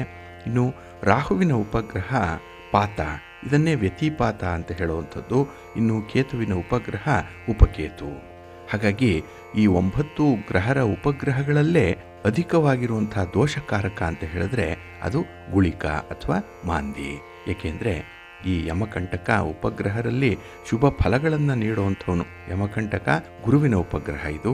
ಆದರೆ ಇತರ ಉಪಗ್ರಹರು ನಿರ್ಬಲವಾದಂತಹ ದೋಷಗಳನ್ನು ಉಂಟು ಮಾಡ್ತಾರೆ ಅನ್ನುವಂಥದ್ದನ್ನು ಜ್ಯೋತಿಷ್ಯ ಶಾಸ್ತ್ರ ತಿಳಿಸುತ್ತೆ. ಇಲ್ಲಿ ರವಿಯ ಉಪಗ್ರಹವಾದಂತಹ ಕಾಲ ರಾಹುವಿನಂತೆ ಫಲಗಳನ್ನು ನೀಡ್ತಾನೆ. ಗುಳಿಕ ಮರಣಕಾಲವನ್ನು ಸೂಚಿಸುವಂಥವನು. ಇನ್ನು ಯಮಕಂಟಕ ರಕ್ಷಕನಾಗಿ ಕೆಲಸ ಮಾಡ್ತಾನೆ, ಇವನನ್ನೇ ಪೋಷಕ ಅಂತ ಹೇಳಿ ಕರೀತಾರೆ. ಇನ್ನು ಅರ್ಧಪ್ರಹಾರ ಉಪಗ್ರಹ ಏನಿದೆ ಇದು ಅಷ್ಟಕ ವರ್ಗದಲ್ಲಿ ಹೆಚ್ಚು ಬಿಂದುಗಳು ಇರುವಂತಹ ರಾಶಿಯಲ್ಲಿ ಇದ್ದರೆ ಅಲ್ಲಿ ಶುಭ ಫಲಗಳನ್ನು ಕೊಡ್ತಾನೆ, ಇಲ್ಲ ಅಂತ ಹೇಳಿದ್ರೆ ಅಶುಭ ಫಲಗಳನ್ನು ನೀಡುವಂಥವನು. ಇಲ್ಲಿ ಶನಿಯ ಪುತ್ರನಾದಂತಹ ಗುಳಿಕ ಅಥವಾ ಮಾಂದಿ ಕ್ರೂರ ಸ್ವಭಾವದವನು, ತಮೋಗುಣ ಉಳ್ಳಂಥವನು, ದುಷ್ಟ ಅಂತಾರೆ, ಪಾಪಿ ಅಂತಾರೆ ಇವನನ್ನು, ಸರ್ಪದಂತೆ ಆಕೃತಿಯನ್ನು ಉಳ್ಳಂಥವನು, ಅತ್ಯಂತ ಉಗ್ರ ಇವನು, ಮೃತ್ಯುವನ್ನು ನೀಡುವಂಥವನು ಈ ಮಾಂದಿ. ಸಕಲ ವಸ್ತುಗಳನ್ನು ನಾಶ ಮಾಡುವಂಥವನು, ನೀಲವರ್ಣ ಇವನಿಗೆ, ರಕ್ತದಂತೆ ಕೆಂಪು ಕಣ್ಣುಗಳಿರುತ್ತೆ, ಹಾಗೆ ದೀರ್ಘವಾದಂತಹ ಶರೀರ ಉಳ್ಳಂಥವನು, 5 ಮುಖಗಳಿಂದ ಕೂಡಿರುವಂಥವನು, ಅಗಲವಾದ ಹಲ್ಲುಗಳನ್ನು ಉಳ್ಳಂಥವನು, ಸರ್ವಕಾಲವೂ ಕೂಡ ಭಯಂಕರವಾಗಿ ಕಾಣುವಂಥವನು ಈ ಗುಳಿಕ. ಇನ್ನು ಪ್ರತಿ ದಿನದಲ್ಲಿ ನಾವು ರಾಹುಕಾಲ, ಗುಳಿಕ ಕಾಲ ಮತ್ತು ಯಮಗಂಡ ಕಾಲವನ್ನು ತಿಳಿಸ್ತಾ ಇರ್ತೇವೆ. ದಿನಮಾನದ ಅಷ್ಟಮಾಂಶದಲ್ಲಿ ಅಂದರೆ 8ನೇ ಅಂಶ ಏನಿದೆ ಅದು ಶನಿಯ ಭಾಗವನ್ನು ತಿಳಿಸುವಂಥದ್ದು. ಇದನ್ನೇ ಗುಳಿಕ ಕಾಲ ಅಂತ ಹೇಳಿ ಕರೀತಾರೆ. ಹಾಗೆ ರಾತ್ರಿಯ ಭಾಗವನ್ನು 8 ಭಾಗಗಳನ್ನಾಗಿ ಮಾಡಿ ಈ 8ನೇ ಅಂಶ ಏನಿದೆ ಇದು ಶನಿಯ ಅಂಶ. ಇದನ್ನೇ ಗುಳಿಕ ಕಾಲ ಅಂತ ಹೇಳಿ ಕರೆಯುವಂಥದ್ದು. ಹಾಗಾಗಿ ಈ ದಿನ ಅಥವಾ ರಾತ್ರಿಯ ಅಷ್ಟಮಾಂಶಗಳಲ್ಲಿ ಶನಿಯ ಭಾಗಕ್ಕೆ ಗುಳಿಕ ಕಾಲ ಅಂತ ಹೇಳಿ ಕರೀತಾರೆ. ಇನ್ನು ರವಿಯ ಭಾಗಕ್ಕೆ ಕಾಲ ಅಂತ ಹೇಳಿ ಕರೆಯುವಂಥದ್ದು. ಕುಜನ ಭಾಗಕ್ಕೆ ಮೃತ್ಯು, ಬುಧನ ಭಾಗಕ್ಕೆ ಅರ್ಧಪ್ರಹಾರ, ಗುರುವಿನ ಭಾಗಕ್ಕೆ ಯಮಕಂಟಕ ಅಂತ ಹೇಳಿ ಕರೆಯುವಂಥದ್ದು ಇದೆ. ಹಾಗಾಗಿನೇ ಈ ಶುಭ ಸಮಾರಂಭಗಳ ಕಾಲದಲ್ಲಿ ಗುಳಿಕ ಕಾಲವನ್ನು ತ್ಯಜಿಸಬೇಕು ಅನ್ನುವಂಥದ್ದಿದೆ. ಏಕೆಂದರೆ ಈ ಗುಳಿಕ ಕಾಲದಲ್ಲಿ ಮಾಡಿರುವಂತಹ ಶುಭ ಕಾರ್ಯಗಳು ನಿಷ್ಫಲವನ್ನು ಕೊಡುತ್ತೆ ಅನ್ನುವಂಥ ಒಂದು ವಿಚಾರ ಇದೆ. ಹಾಗಾಗಿನೇ ಈ ನವಗ್ರಹರ ಉಪಗ್ರಹದಲ್ಲಿ ಶನಿ ಉಪಗ್ರಹನಾದಂತಹ ಮಾಂದಿ ಅಥವಾ ಈ ಗುಳಿಕನ ವರ್ಚಸ್ಸು ಜನ್ಮ ಜಾತಕದಲ್ಲಿ ಅಧಿಕವಾಗಿ ಕಂಡುಬರುತ್ತೆ. ಹಾಗಾಗಿ ಈ ಜನ್ಮ ಜಾತಕದಲ್ಲಿ ಶನಿ ಮರಣವನ್ನು ಸೂಚಿಸುವಂಥವನಾದರೆ ಶನಿಯ ಪುತ್ರನಾದಂತಹ ಮಾಂದಿ ಮರಣದ ಕಾಲವನ್ನು ಸೂಚಿಸುವಂಥವನು. ಹಾಗಾಗಿ ಈ ಮರಣ ಕಾಲ ಸೂಚಕನಾದಂತಹ ಗುಳಿಕ ಪ್ರಾಚೀನ ಮುನಿಗಳು ಇವನನ್ನು ಶನಿಯ ಪುತ್ರ ಅಂತ ಹೇಳಿ ಕರೆದಿದ್ದಾರೆ.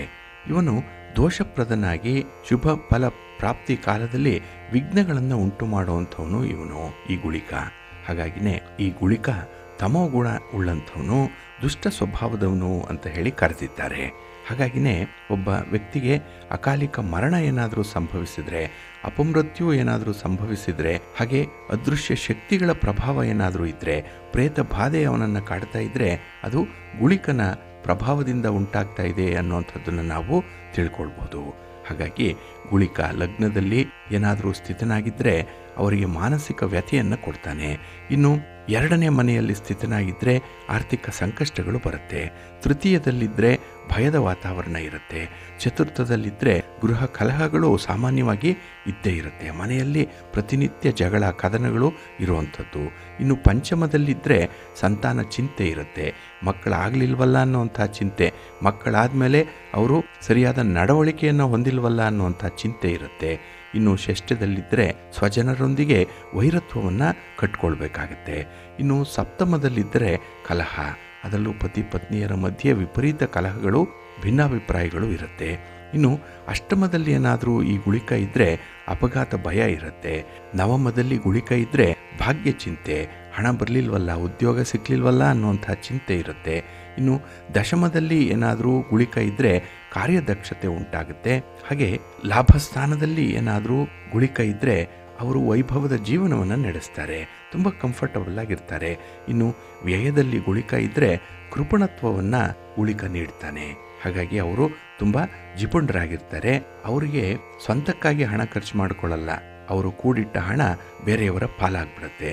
ಈ ರೀತಿ ಗುಳಿಕ ಯಾವ ಯಾವ ಸ್ಥಾನದಲ್ಲಿದ್ದರೆ ಯಾವ ಫಲಗಳು ಕೊಡುತ್ತೆ ಅನ್ನುವಂಥದ್ದನ್ನು ನೋಡಿದ್ರಿ. ಹಾಗಾಗಿನೇ ಈ ಗುಳಿಕ ಏನಾದರೂ ರವಿಯ ಜೊತೆಯಲ್ಲಿ ಇದ್ದರೆ ಆತ್ಮಚ್ಯುತಿ ಉಂಟಾಗುತ್ತೆ. ಚಂದ್ರನ ಜೊತೆಯಲ್ಲಿದ್ದರೆ ಮಾನಸಿಕ ಕ್ಲೇಶ ಉಂಟಾಗುತ್ತೆ. ಕುಜನ ಯುತಿಯಲ್ಲಿದ್ದರೆ ಬೆಂಕಿಯಿಂದ ಹಾನಿ ಉಂಟಾಗುತ್ತೆ. ಇನ್ನು ಬುಧನ ಯುತಿಯಲ್ಲಿದ್ದರೆ ವಿದ್ಯಾಭ್ಯಾಸದಲ್ಲಿ ವಿಘ್ನಗಳು ಉಂಟಾಗುತ್ತೆ. ಗುರುವಿನ ಯುತಿಯಲ್ಲಿ ಈ ಗುಳಿಕ ಇದ್ದರೆ ನಾಸ್ತಿಕತೆ, ದೇವರನ್ನು ನಂಬದೇ ಇರುವಂಥ ಪರಿಸ್ಥಿತಿ ಬರುತ್ತೆ. ಶುಕ್ರನ ಯುತಿಯಲ್ಲಿ ಕಾಮುಕತೆ ಇರುತ್ತೆ. ಶನಿಯ ಯುತಿಯಲ್ಲಿ ವ್ಯಾಧಿಗಳು, ರೋಗಗಳು ಉಲ್ಬಣ ಆಗುತ್ತೆ. ಇನ್ನು ರಾಹುವಿನ ಯುತಿಯಲ್ಲಿ ವಿಷದಿಂದ ಪೀಡೆ ಉಂಟಾಗುವಂಥದ್ದು. ಕೇತುವಿನ ಯುತಿಯಲ್ಲಿ ಈ ಗುಳಿಕ ಇದ್ದರೆ ಕೃತ್ರಿಮ ಅಥವಾ ಕ್ಷುದ್ರ ಜಂತುಗಳಿಂದ ಪೀಡೆಯನ್ನು ನೀಡ್ತಾನೆ ಅನ್ನುವಂಥ ಒಂದು ವಿಚಾರ ಇದೆ. ಹಾಗಾಗಿ ಈ ಗುಳಿಕ ಯಾವುದೇ ಗ್ರಹದ ಜೊತೆಯಲ್ಲಿದ್ದರೂ ಕೂಡ ಒಂದಲ್ಲ ಒಂದು ಬಾಧೆಯನ್ನು ನೀಡುವಂಥವನು.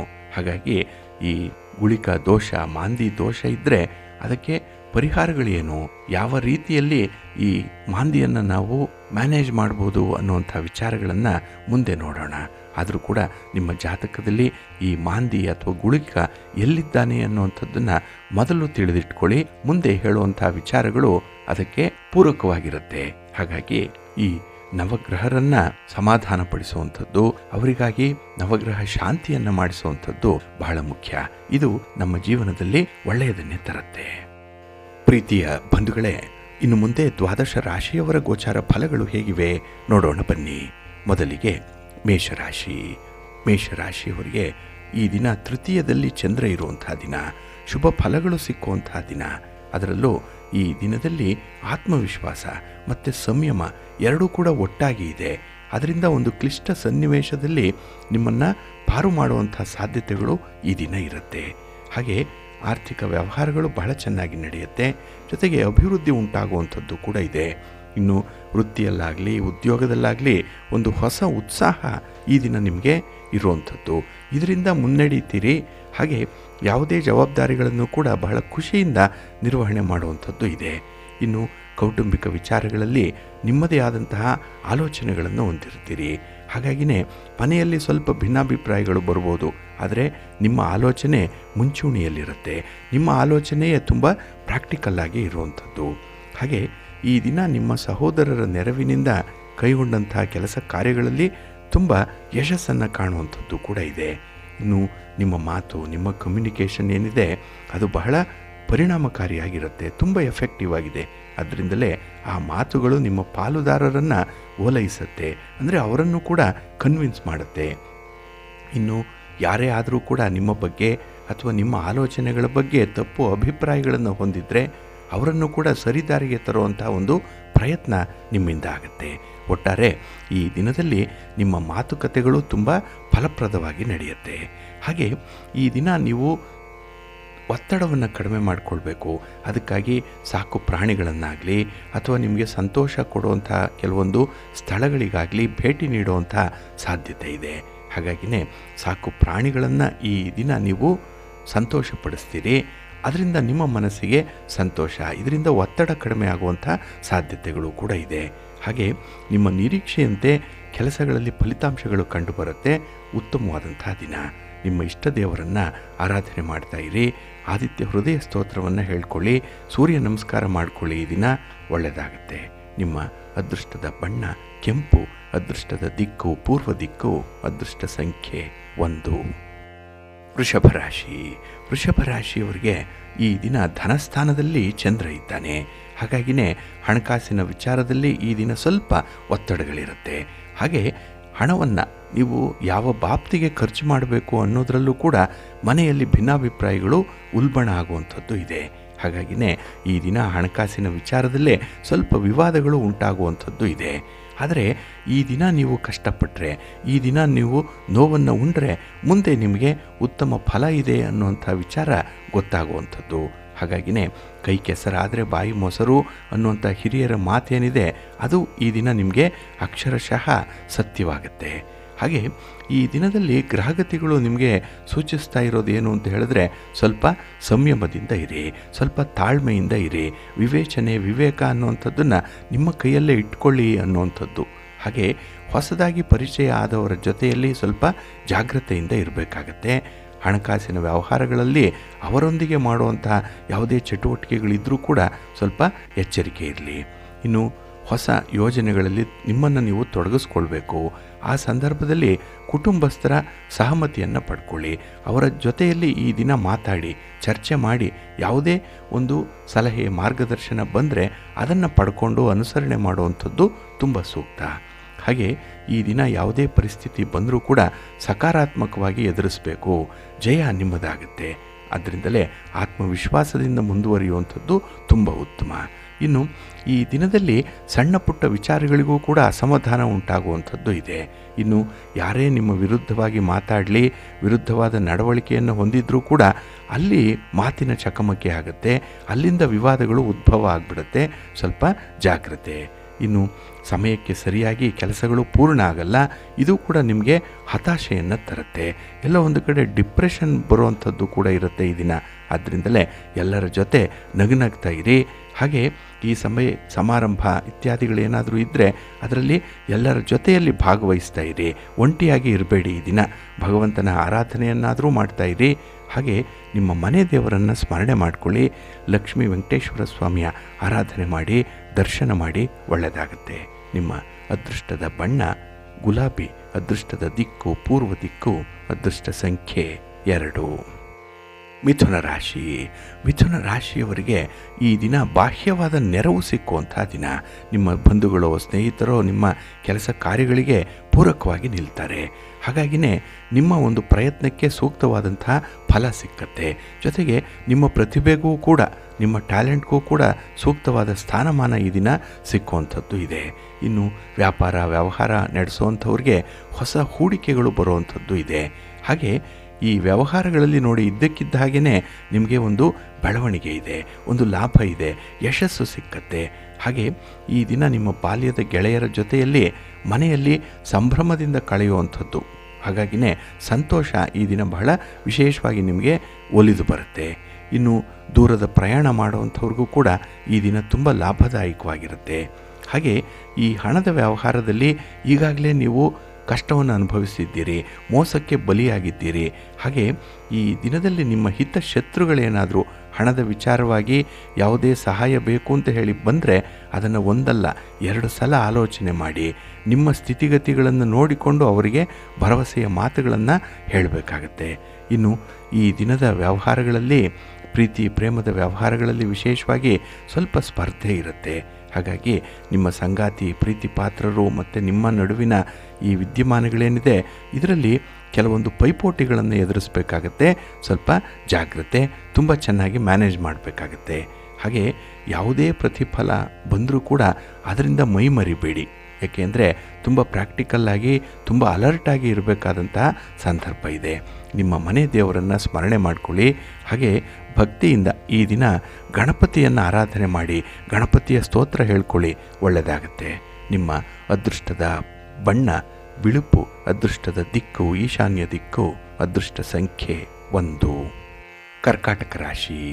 ಕರ್ಕಾಟಕ ರಾಶಿಯವರಿಗೆ ಈ ದಿನ ನಿಮ್ಮ ರಾಶಿಯ ಅಧಿಪತಿಯಾದಂತಹ ಚಂದ್ರ ವ್ಯಯಸ್ಥಾನದಲ್ಲಿದ್ದಾನೆ. 12ನೇ ಮನೆಯಲ್ಲಿ ಚಂದ್ರ ಇದ್ದಾನೆ. ಆದ್ದರಿಂದಲೇ ಈ ದಿನ ಬೆಳಗಿನ ಅವಧಿಯಲ್ಲಿ ಸ್ವಲ್ಪ ಒತ್ತಡಗಳಿರುತ್ತೆ. ಜೀವನವೇ ಅಸ್ತವ್ಯಸ್ತವಾಗಿರುತ್ತೆ, ಗೋಜಲಾಗಿರುತ್ತೆ. ಯಾವ ಕೆಲಸವನ್ನು ಯಾವಾಗ ಆರಂಭ ಮಾಡಬೇಕು ಅನ್ನುವಂಥ ನಿರ್ಧಾರವನ್ನು ತೆಗೆದುಕೊಳ್ಳೋಕ್ಕೂ ಕೂಡ ನಿಮಗೆ ಸಾಧ್ಯ ಆಗಲ್ಲ. ಹಾಗಾಗಿ ಈ ದಿನದಲ್ಲಿ ಸಮಯ ಕಳೆದಂತೆ ಭಿನ್ನಾಭಿಪ್ರಾಯಗಳು ತಪ್ಪು ತಿಳುವಳಿಕೆಗಳು ಮಾಯ ಆಗ್ಬೋದು. ಆದರೆ ಈ ಬೆಳಗಿನ ಅವಧಿಯಲ್ಲಿ ತುಂಬ ಒತ್ತಡ ಇರುತ್ತೆ. ಹಾಗೆ ಈ ದಿನ ಯಶಸ್ಸು ಅನ್ನುವಂಥದ್ದು ನಿಮಗೆ ಸ್ವಲ್ಪ ಮರೀಚಿಕೆಯಾಗೇ ಇರುವಂಥದ್ದು. ಏಕೆಂದರೆ ನೀವು ಪಟ್ಟಂತಹ ಕಷ್ಟಕ್ಕೆ ಪ್ರತಿಫಲ ಬೇಗ ಸಿಕ್ಕಲ್ಲ. ಹಾಗೆ ಈ ಹಣಕಾಸಿನ ವ್ಯವಹಾರದಲ್ಲೂ ಕೂಡ ನಿಯಂತ್ರಣ ತಪ್ಪುವಂಥ ಸಾಧ್ಯತೆಗಳು ಇರುತ್ತೆ. ಹಣ ಹೂಡಿಕೆ ಅನ್ನೋಂಥ ವಿಚಾರ ಬಂದರೆ ಯಾವುದೇ ಗುರುತರವಾದಂಥ ತೀರ್ಮಾನವನ್ನು ತೆಗೆದುಕೊಳ್ಬೇಕು ಅನ್ನೋವಂಥದ್ದು ಇದ್ದರೆ ಈ ದಿನ ಸ್ವಲ್ಪ ದೂರ ಇರುವಂಥದ್ದು ಉತ್ತಮ. ಏಕೆಂದರೆ ನಿಮ್ಮ ಪ್ರಯತ್ನಗಳಲ್ಲಿ ಅಷ್ಟೊಂದು ವಿಶೇಷ ಫಲ ನಿಮ್ಮ ಪರವಾಗಿ ಇರಲ್ಲ. ಹಾಗೆ ಈ ದಿನದಲ್ಲಿ ವ್ಯವಹಾರದಲ್ಲಿ 3ನೇ ವ್ಯಕ್ತಿಯಿಂದ ನಿಮಗೆ ಸ್ವಲ್ಪ ಅನಾನುಕೂಲತೆಗಳು ಉಂಟಾಗುವಂಥದ್ದು ಇದೆ. ಹಾಗಾಗಿ 3ನೇ ವ್ಯಕ್ತಿಯನ್ನಾಗಲಿ ಅಪರಿಚಿತರನ್ನಾಗಲಿ ಈ ದಿನ ಹೆಚ್ಚು ನಂಬಲಿಕ್ಕೆ ಹೋಗಬೇಡಿ. ಇನ್ನು ಮನೆಯಲ್ಲಿ ಯಾವುದೋ ಒಂದು ಅಮೂಲ್ಯ ವಸ್ತುವನ್ನು ಹುಡುಕುವಂಥದ್ದು, ಏಕೆಂದರೆ ಎಲ್ಲೋ ಇಟ್ಟು ಮರ್ತಿದ್ದೀರಿ, ಯಾರೋ ಅದನ್ನು ಮಿಸ್ಪ್ಲೇಸ್ ಮಾಡಿದ್ದಾರೆ ಅನ್ನುವಂಥ ವಿಚಾರ ನಿಮ್ಮ ತಲೆಗೆ ಬರುತ್ತೆ. ಇದರಿಂದ ಮನೆಯಲ್ಲಿ ಭಿನ್ನಾಭಿಪ್ರಾಯಗಳು, ಮಾತಿನ ಚಕಮಕಿಗಳು ಆಗುವಂಥದ್ದು ಕೂಡ ಇರುತ್ತೆ. ಹಾಗಾಗಿ ಸ್ವಲ್ಪ ಶಾಂತಿಯಿಂದ ಸ್ವಲ್ಪ ತಾಳ್ಮೆಯಿಂದ ನೀವು ಹುಡುಕಿದ್ರೆ ಆ ವಸ್ತು ಸಿಕ್ಕತ್ತೆ. ಆದರೆ ಸ್ವಲ್ಪ ಕೋಪತಾಪಗಳು ಈ ದಿನ ಮಿತಿಮೀರಿ ಇರುವಂಥದ್ದು ಆಗುತ್ತೆ. ಇನ್ನು ಈ ದಿನ ನಿಮ್ಮ ಮನಸ್ಸನ್ನು ನಿಯಂತ್ರಣ ಮಾಡಿಕೊಳ್ಳುವಂಥದ್ದೇ ಕಷ್ಟ. ಅದರಲ್ಲೂ ಪ್ರೀತಿ ಪ್ರೇಮದ ವಿಚಾರದಲ್ಲಿ ಈ ದಿನ ಮನಸ್ಸು ನಿಯಂತ್ರಣ ತಪ್ಪತ್ತೆ, ಅಲ್ಲೋಲ ಕಲ್ಲೋಲವಾಗಿರುತ್ತೆ, ವಿಚಿತ್ರವಾದ ಆಲೋಚನೆಗಳು ಬರುತ್ತೆ. ಜೊತೆಗೆ ಸ್ವಲ್ಪ ಅನುಮಾನದ ಪ್ರವೃತ್ತಿ ಕೂಡ ಇರುತ್ತೆ. ಜಾಗ್ರತೆ. ನಿಮ್ಮ ಮನೆ ದೇವರನ್ನು ಸ್ಮರಣೆ ಮಾಡಿಕೊಳ್ಳಿ, ಶಿವ ಪಾರ್ವತಿಯರ ದರ್ಶನ ಮಾಡಿಕೊಳ್ಳಿ, ಮಹಾಲಕ್ಷ್ಮಿ ಮಹಾವಿಷ್ಣುವನ್ನು ಈ ದಿನ ಪ್ರಾರ್ಥನೆ ಮಾಡ್ತಾ ಇರಿ, ಸೂರ್ಯ ನಮಸ್ಕಾರ ಮಾಡಿಕೊಳ್ಳಿ, ಒಳ್ಳೆಯದಾಗುತ್ತೆ. ನಿಮ್ಮ ಅದೃಷ್ಟದ ಬಣ್ಣ ಕೆಂಪು, ಅದೃಷ್ಟದ ದಿಕ್ಕು ಈಶಾನ್ಯ ದಿಕ್ಕು, ಅದೃಷ್ಟ ಸಂಖ್ಯೆ 5. ಸಿಂಹರಾಶಿ. ಸಿಂಹರಾಶಿಯವರಿಗೆ ಈ ದಿನ ಉತ್ಸಾಹದಾಯಕವಾಗಿರುವಂಥ ದಿನ. ತುಂಬ ಎನರ್ಜಿ ಇದೆ, ತುಂಬ ಆಲೋಚನೆಗಳು ಇದೆ, ತುಂಬ ಯೋಜನೆಗಳು ಕೂಡ ನಿಮ್ಮ ಮುಂದೆ ಇರುವಂಥದ್ದು. ಹಾಗಾಗಿನೇ ಈ ದಿನದ ಕೆಲಸ ಕಾರ್ಯಗಳು ಸರಾಗವಾಗಿ ನಡೀಲಿಕ್ಕೆ ಎಲ್ಲ ವ್ಯವಸ್ಥೆಗಳನ್ನು ಕೂಡ ಮಾಡ್ಕೊಳ್ತೀರಿ.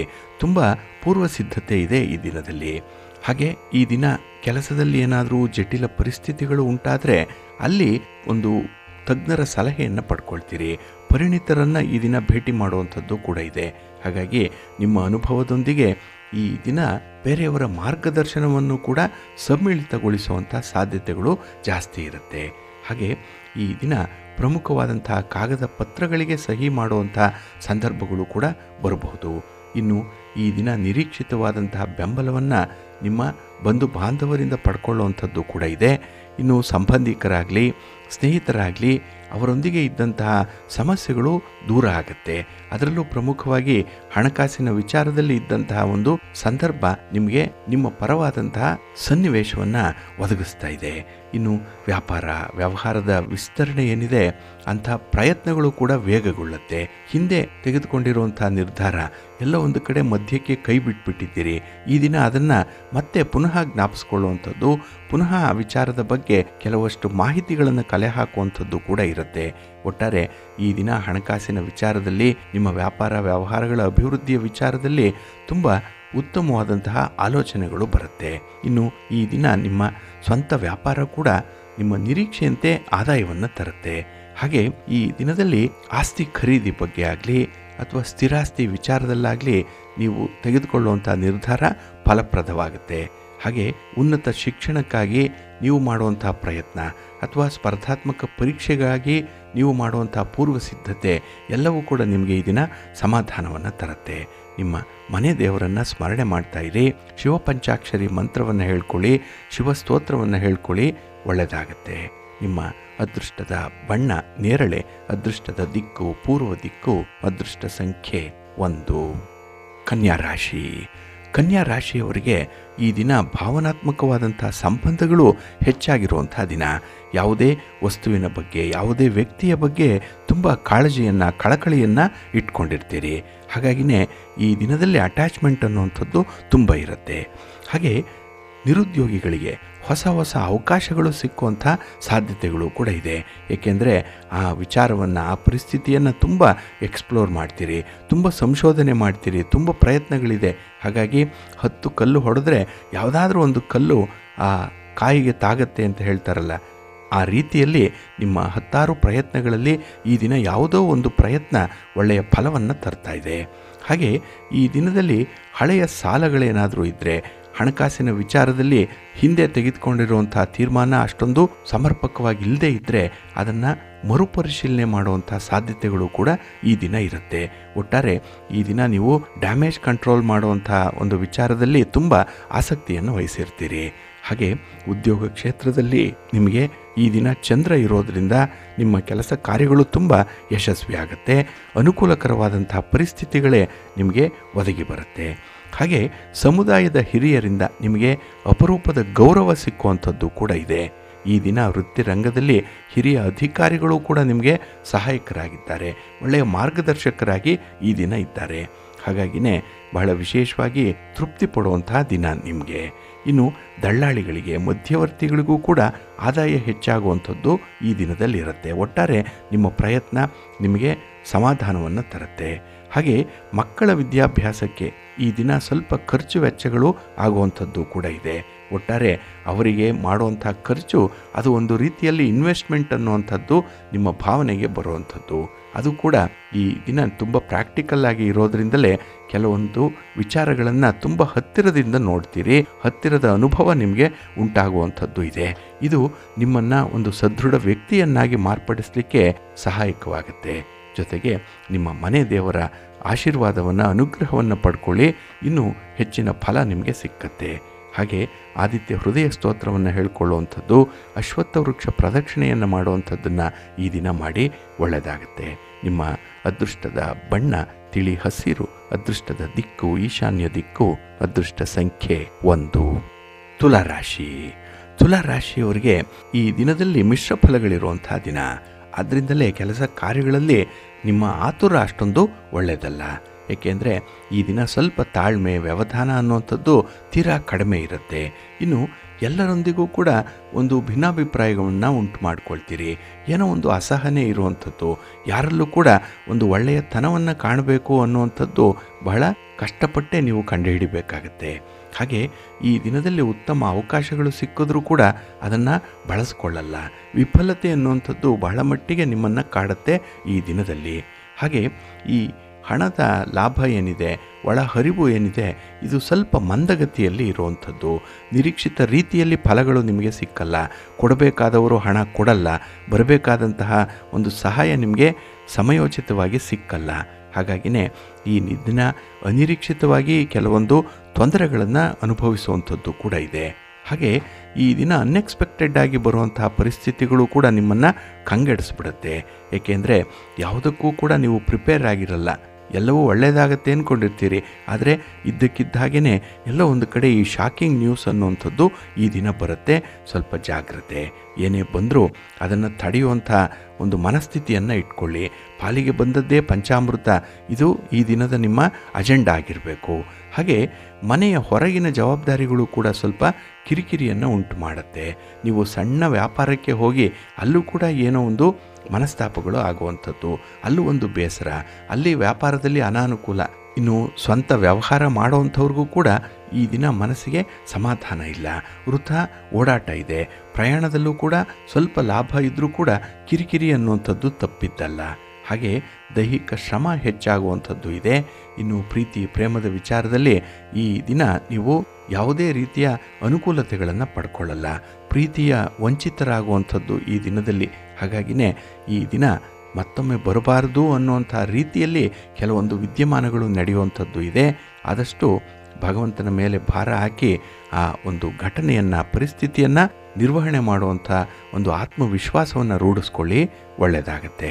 ಹಾಗೆ ಈ ದಿನದಲ್ಲಿ ಬೇರೆಯವರಿಗೆ ನೋವಾಗಬಾರ್ದು, ಆ ರೀತಿ ನಿಮ್ಮ ನಡತೆಯನ್ನು ಇಟ್ಕೊಳ್ಳಿ, ಒಳ್ಳೆಯದಾಗತ್ತೆ. ನಿಮ್ಮ ಮನೆ ದೇವರನ್ನು ಸ್ಮರಣೆ ಮಾಡ್ತಾಯಿರಿ. ಹಾಗೆ ಭಕ್ತಿಯಿಂದ ಈ ದಿನ ನೀವು ಸುಬ್ರಹ್ಮಣ್ಯ ಸ್ತೋತ್ರವನ್ನು ಹೇಳ್ಕೊಳ್ಳಿ, ಸ್ವಾಮಿಯ ದರ್ಶನ ಮಾಡಿ. ಈ ದಿನ ಒಳ್ಳೆಯದಾಗತ್ತೆ. ನಿಮ್ಮ ಅದೃಷ್ಟದ ಬಣ್ಣ ಕೆಂಪು, ಅದೃಷ್ಟದ ದಿಕ್ಕು ಈಶಾನ್ಯ ದಿಕ್ಕು, ಅದೃಷ್ಟ ಸಂಖ್ಯೆ 3. ವೃಶ್ಚಿಕ ರಾಶಿ. ವೃಶ್ಚಿಕ ರಾಶಿಯವರಿಗೆ ಈ ದಿನ ಮಿಶ್ರ ಫಲಗಳಿರುವಂಥ ದಿನ. ಅದರಲ್ಲೂ ಈ ದಿನದ ವಿಚಾರಗಳು, ವ್ಯವಹಾರಗಳು, ಚಟುವಟಿಕೆಗಳು ಏನೇ ಇದ್ದರೂ ಕೂಡ ಅದರಲ್ಲಿ ತುಂಬ ಜಾಗೃತರಾಗಿ ಇರಬೇಕಾಗತ್ತೆ. ಅದರಲ್ಲೂ ವಾಹನದಿಂದ ಈ ದಿನ ಸ್ವಲ್ಪ ನಷ್ಟ ಇದೆ. ಪ್ರಯಾಣದಿಂದ ಅಷ್ಟೊಂದು ಸುಖ ಇಲ್ಲ. ಹಾಗಾಗಿನೇ ದೂರದ ಪ್ರಯಾಣ ಏನಾದರೂ ಇದ್ದರೆ ಅದನ್ನು ಮುಂದೂಡುವಂಥದ್ದು ತುಂಬ ಉತ್ತಮ. ಇನ್ನು ಈ ದಿನದಲ್ಲಿ ಮನೆಯವರ ಆರೋಗ್ಯದ ಬಗ್ಗೆ ಸ್ವಲ್ಪ ನಿರ್ಲಕ್ಷ್ಯ ಭಾವವನ್ನು ತಾಳುವಂಥದ್ದು ಇದೆ. ಇದರಿಂದ ಮನೆಯವರೇ ನಿಮ್ಮ ಮೇಲೆ ಹರಿಹಾಯುವಂಥದ್ದು, ಮನೆಯವರಿಂದಲೇ ಭಿನ್ನಾಭಿಪ್ರಾಯಗಳು ಉಂಟಾಗುವಂಥದ್ದು ಕೂಡ ಇದೆ. ಹಾಗೆ ಈ ದಿನ ನಿಮ್ಮ ಮಾತಿನಲ್ಲಿ ಸ್ವಲ್ಪ ವಿಶ್ವಾಸವನ್ನು ಉಳಿಸ್ಕೊಳ್ಬೇಕಾಗತ್ತೆ. ಕೊಟ್ಟ ಮಾತನ್ನು ಈ ದಿನ ನಡೆಸ್ಕೊಡ್ಬೇಕು. ಇಲ್ಲ ಅಂತ ಹೇಳಿದ್ರೆ ನಿಮ್ಮ ಬಗ್ಗೆ ಕೆಲವೊಂದು ಅಪಪ್ರಚಾರಗಳು ಉಂಟಾಗುವಂಥದ್ದು ಕೂಡ ಇರುತ್ತೆ. ಸ್ವಲ್ಪ ಜಾಗ್ರತೆ. ಹಾಗೆ ಈ ದಿನದಲ್ಲಿ ನಿಮ್ಮ ಪ್ರಯತ್ನವನ್ನು ಸ್ವಲ್ಪ ಹೆಚ್ಚು ಮಾಡಬೇಕು. ಪ್ರಯತ್ನದಲ್ಲಿ ಒಂದು ಕನ್ಸಿಸ್ಟೆನ್ಸಿಯನ್ನು ಇಟ್ಕೊಳ್ಬೇಕು. ಇದರಿಂದ ಕೈಗೊಂಡಂತಹ ಕೆಲಸ ಕಾರ್ಯಗಳು ನಿಧಾನ ಆದರೂ ಕೂಡ ಒಂದು ಹಂತವನ್ನು ತಲುಪುತ್ತೆ. ಇದು ಬಹಳ ಮುಖ್ಯ. ಇನ್ನು ಈ ದಿನ ಆತುರವಾಗಿ ಇತರರ ಜೊತೆ ಮಾತಾಡುವಂಥದ್ದನ್ನು ಆದಷ್ಟು ನಿಯಂತ್ರಣ ಮಾಡಿಕೊಳ್ಬೇಕು. ಇನ್ನು ವ್ಯವಹಾರದಲ್ಲಿ ಈ ದಿನ ಮೋಸಕ್ಕೆ ಬಲಿಯಾಗುವಂಥ ಸಾಧ್ಯತೆಗಳು ಜಾಸ್ತಿ ಇರುತ್ತೆ. ಸ್ವಲ್ಪ ಜಾಗ್ರತೆ. ಪ್ರೀತಿ ಪ್ರೇಮದ ವಿಚಾರದಲ್ಲಿ ಆರಂಭದಲ್ಲಿ ಏನೋ ಒಂದು ಸುಖ ಇದೆ, ಸಂತೋಷ ಇದೆ, ಭರವಸೆ ಇದೆ, ನಿರೀಕ್ಷೆ ಇದೆ. ಆದರೆ ದಿನ ಕಳೆದಂತೆ, ಸಮಯ ಕಳೆದಂತೆ ಅದರಲ್ಲೂ ಕೂಡ ನಿಮಗೆ ನಿರಾಸಕ್ತಿ ಮೂಡುವಂಥದ್ದು ಕೂಡ ಇರುತ್ತೆ. ಹಾಗಾಗಿನೇ ಯಾವುದನ್ನು ಕೂಡ ಅತಿಯಾಗಿ ಹಚ್ಕೊಳ್ಬೇಡಿ. ಓವರ್ ಅಟ್ಯಾಚ್ಮೆಂಟ್ ಅನ್ನುವಂಥದ್ದು ಇರಬಾರ್ದು.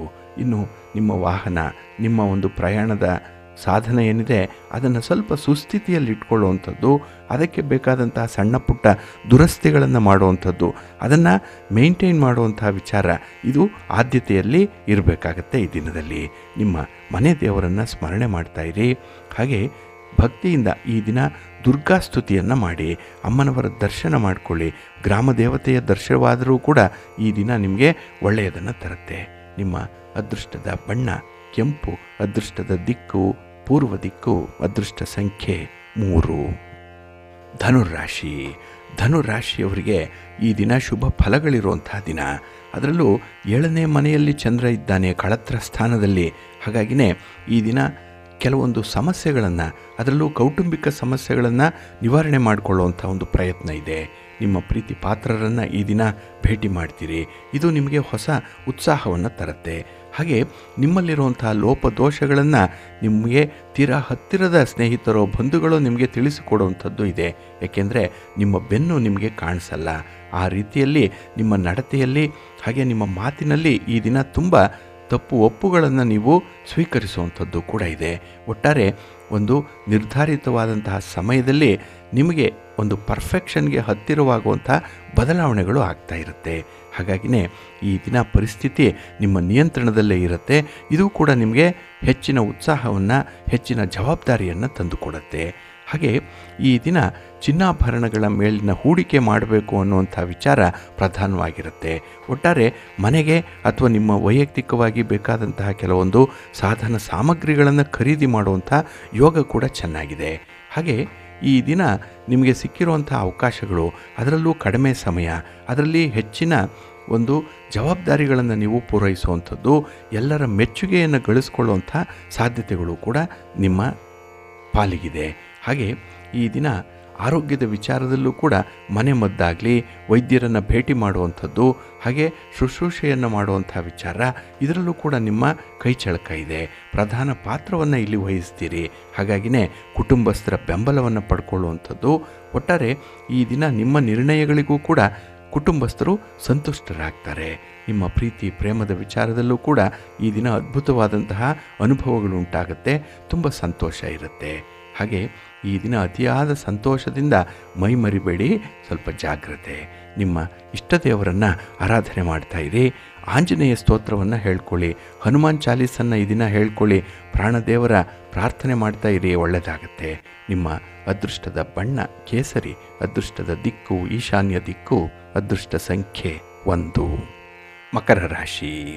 ಮಕರ ರಾಶಿಯವರಿಗೆ ಈ ದಿನ 6ರ ಸ್ಥಾನದಲ್ಲಿ ಚಂದ್ರ ಇರೋದರಿಂದ ಶುಭ ಫಲಗಳನ್ನು ನೀವು ನಿರೀಕ್ಷೆ ಮಾಡ್ಬೋದು. ಅದರಲ್ಲೂ ಈ ದಿನ ಶಿಕ್ಷಣ ಕ್ಷೇತ್ರದಲ್ಲಿರುವಂಥವ್ರಿಗೆ ಹೆಚ್ಚಿನ ಪ್ರಗತಿ ಇರುತ್ತೆ.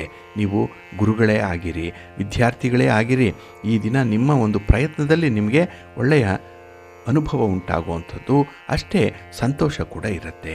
ಹಾಗೆ ಮನೆಯಲ್ಲಿದ್ದಂತಹ ಒತ್ತಡದ ವಾತಾವರಣವನ್ನು ಈ ದಿನ ತಿಳಿಗೊಳಿಸ್ತೀರಿ. ಅಂಥ ಒಂದು ಒಳ್ಳೆಯ ಪ್ರಯತ್ನ ನಿಮ್ಮಿಂದ ಆಗುವಂಥದ್ದು. ನೆಮ್ಮದಿ ಸ್ವಲ್ಪ ಕಡಿಮೆ ಆದರೂ ಕೂಡ ನಿಮ್ಮ ಪ್ರಯತ್ನದಲ್ಲೇ ನಿಮಗೆ ಒಂದು ಸುಖ ಸಂತೋಷ ಅನ್ನುವಂಥದ್ದು ಇದೆ. ಹಾಗೆ ಈ ದಿನ ಯಾವುದೇ ಸಮಸ್ಯೆ ಬಂದರೂ ಕೂಡ ಧೈರ್ಯದಿಂದ ಎದುರಿಸ್ತೀರಿ. ಅದರಲ್ಲೂ ನಿಮ್ಮ ಹಿತಶತ್ರುಗಳನ್ನು ಈ ದಿನ ಬಹಳ ನಾಜೂಕಿನಿಂದ ದೂರ ಇಡುವಂಥ ಸಂದರ್ಭಗಳು ಕೂಡ ಇದೆ. ಹಾಗೆ ಯಾರು ಯಾವುದೇ ಸಹಾಯಕ್ಕೆ ಬಂದರೂ ಇಲ್ಲ ಅಂತ ಹೇಳಲ್ಲ, ಆದರೆ ಅದನ್ನು ನಯವಾಗಿ ತಿರಸ್ಕರಿಸುವಂಥ ಒಂದು ಜಾಣತನ ನಿಮ್ಮಲ್ಲಿದೆ. ಯಾಕೆಂದರೆ ಈಗಾಗಲೇ ಎಷ್ಟೋ ಜನರಿಗೆ ಸಹಾಯ ಮಾಡಿ ಮಾಡಿ ಅವರಿಂದ ಪಡ್ಕೊಂಡಿರೋವಂಥದ್ದು ಅಷ್ಟಕ್ಕಷ್ಟೇ.